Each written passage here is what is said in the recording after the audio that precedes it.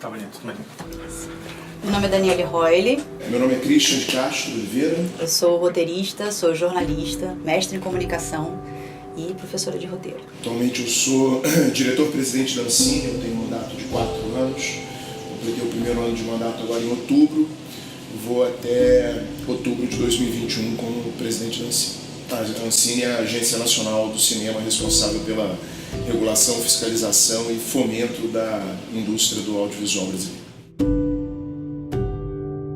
O aumento de espaço de mercado de VOD é simplesmente sensacional. É uma coisa maravilhosa em termos de mercado, em termos de produção, de criatividade, etc., né? De produção de conteúdo. Tem seus prós e seus contras.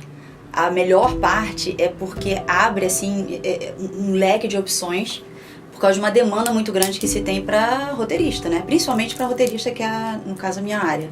O Brasil ele é uma potência no digital, né? No mercado digital ele é uma potência. Somos o segundo país no mundo em usuários e acessos no YouTube, né? Entre os 5 principais canais, talvez 2 sejam brasileiros, né? O Condzilla e o Whindersson Nunes, em termos de assinantes, Condzilla indo aí para ser o segundo mundo. No Netflix, que é a plataforma dominante, né, aqui no Brasil, nós também, os números do Netflix ele não divulga por região, mas a gente estima que o Brasil seja o segundo, esteja aí entre os 3 primeiros fora Estados Unidos, né? Então tem aí Inglaterra, Brasil e México. Se estima aí que tem entre 7 e 10 milhões de assinantes. Então o Brasil ele é uma potência no digital. População jovem, muito integrada, celular e tal. Então a entrada de novas plataformas é fundamental para o crescimento desse mercado da cadeia do audiovisual brasileiro. A primeira grande questão é que, para escrever para VOD, foi até um curso que eu acabei fazendo na Screenwriting U University, que é sobre o que se chama binge-worthy TV show, que seriam maratonar, né? Para maratonar. Então, a maioria das séries em VOD, já produzidas para VOD, elas têm características próprias para se maratonar, né? Porque mudou a forma de ver série. Então, séries que já são compostas, escritas para serem assistidas numa grade, né, de TV aberta, TV fechada, elas têm uma maneira de contar a história.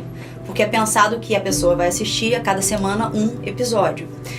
Quando se produz para VOD, a Netflix, que lançou essa questão, foi muito interessante quando eles lançaram House of Cards, que foi um grande teste. Teve muita gente, mas muita gente nos Estados Unidos, no meio, né, inteiro, falando que eles tinham dado um tiro no pé, que era absurdo lançar tudo de uma vez, não sei o quê. Pelo contrário, eles perceberam que isso foi uma nova forma de se fazer. E uma adaptação na estrutura da narrativa, porque a narrativa ela tem que ser cativante, de forma a te prender ali na frente para você consumir, porque hoje assim, a gente senta e devora uma série eventualmente no final de semana se tiver tempo. Só que para isso acontecer, a série ela tem que ser cativante o suficiente para te segurar. Exatamente por isso, o número de episódios diminuiu, o número de pessoas para escrever também não precisa tanto assim, mas também o número de produtos aumentou.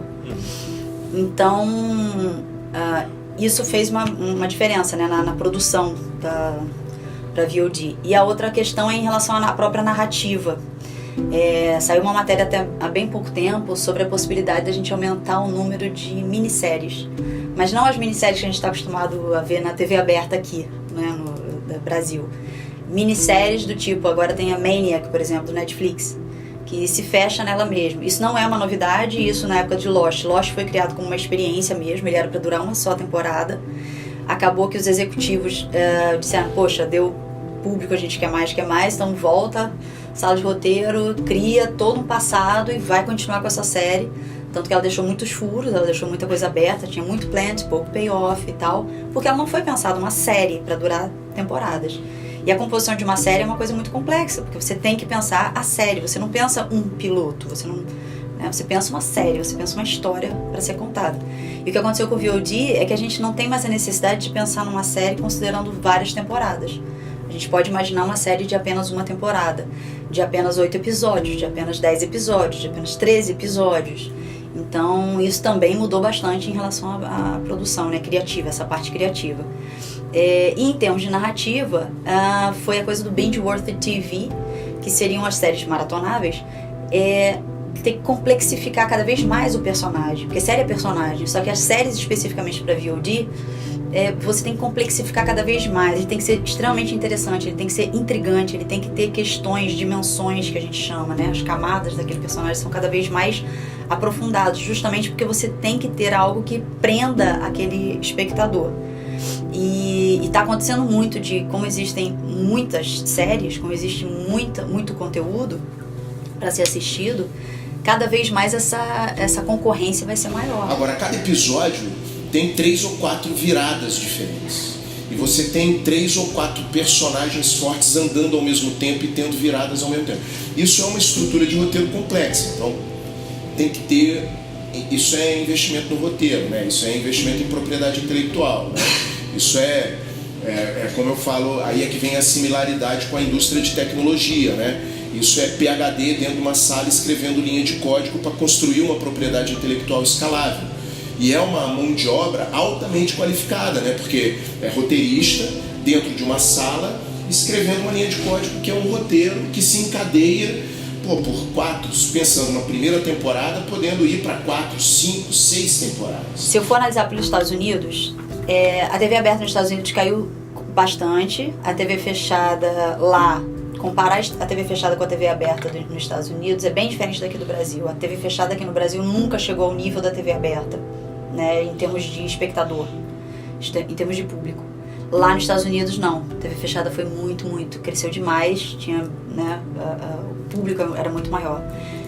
Tem um movimento que está acontecendo agora nos Estados Unidos que não está pegando ainda o Brasil, que é o streaming nos Estados Unidos superou a TV fechada. Né? Muita gente lá nem tem o aparelho de televisão. As pessoas não... O consumidor desse tipo de conteúdo, os jovens não assistem mais TV. Né? O que eles assistem é direto o streaming, seja na plataforma que for. Então, nesse sentido, lá está funcionando de uma maneira. Aqui, a gente ainda não deu essa virada. Aqui, a TV aberta ainda segue em primeiro lugar. Ela, inclusive, é maior do que a TV fechada. Então, a gente não teve nem essa inversão aqui no Brasil, né? Mas o VOD está vindo com tudo. E o principal é a gente estar abrindo aqui no Brasil para outros, porque a gente é um consumidor ferrenho de Netflix.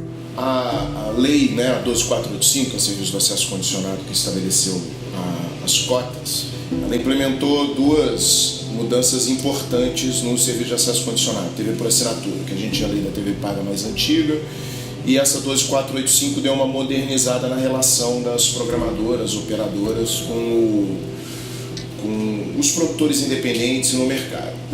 As 2 principais alterações foram: a primeira, a possibilidade das empresas de telecom entrarem no serviço de distribuição do sinal das programadoras, que as empresas de telecom estavam fora, não podiam fazer. Aí Oi, Vivo, Claro, começaram a ter os seus distribuir. Oi TV, Claro TV, Vivo TV, começaram a distribuir também, competindo com as operadoras de TV por assinatura mais tradicionais, né? Que a NET é a mais conhecida, aí, o Now, NET. A segunda mudança foi o estabelecimento de uma cota de produção brasileira e brasileira independente na TV por assinatura, numa faixa de horário entre 18 horas e 1h da manhã, meia-noite, né? Então, com isso, durante um período, a gente teve uma explosão de demanda por conteúdo nacional, porque a base de assinantes de TV por assinatura saiu de 3 milhões de assinantes para 20 milhões de assinantes. Hoje a gente está em 18, oscila aí entre 18 e 19 milhões. A gente caiu aí muito por conta da crise econômica aí dos últimos 3 anos. Isso daí aconteceu depois do mercado brasileiro estar conhecendo o mercado de TV por assinatura durante muito tempo, vendo como que funcionava. E corrigindo uma certa distorção que também no Brasil, durante muito tempo, desde que o broadcast, né, a radiodifusão, TV aberta, foi estabelecida no Brasil, foi permitido que o radiodifusor produzisse seu próprio conteúdo de entretenimento.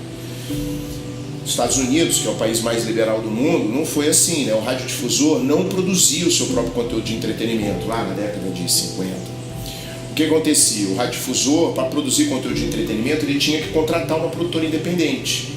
E a produtora independente tinha que entregar o conteúdo de acordo com a programação para atender ao usuário, né?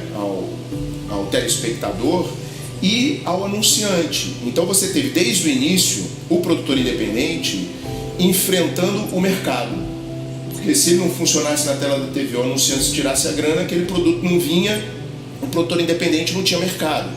E televisão é o bread and butter da produção, porque é day and date e é direto, é escala.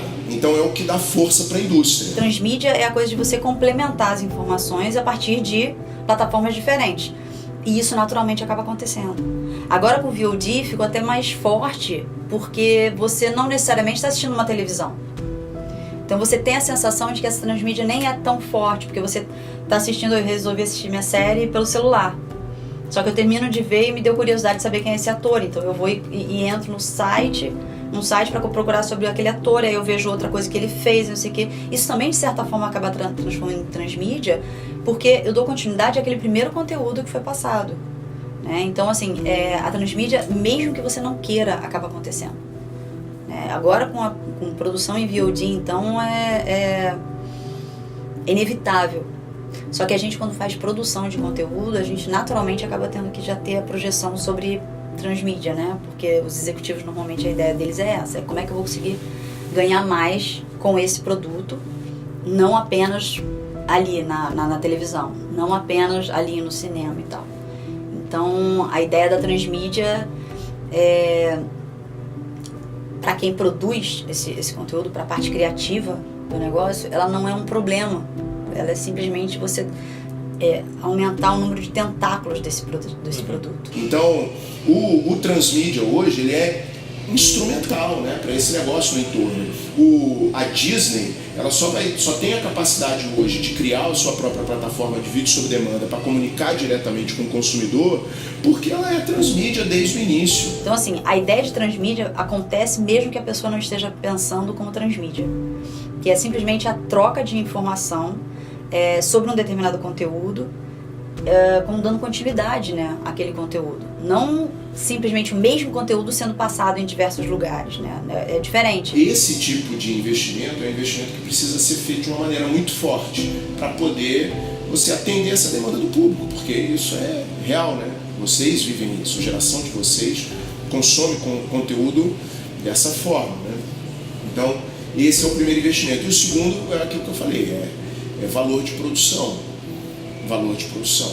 Porque daí o roteiro complexo demanda um valor de produção mais complexo, e isso vem aí do investimento. E aí a necessidade da gente conseguir trazer o investidor privado para dentro desse jogo, né? Então, a Ancine investindo, as plataformas investindo, mas a gente conseguir trazer um investidor privado para dentro desse jogo, que no Brasil eles ainda estão um pouco fora. O investidor privado ele é dragado para dentro da TV aberta e na internet, muito na propaganda e na publicidade. Ele ainda não está no conteúdo, né? Ter o investidor privado trabalhando efetivamente no conteúdo, vendo a possibilidade de retorno.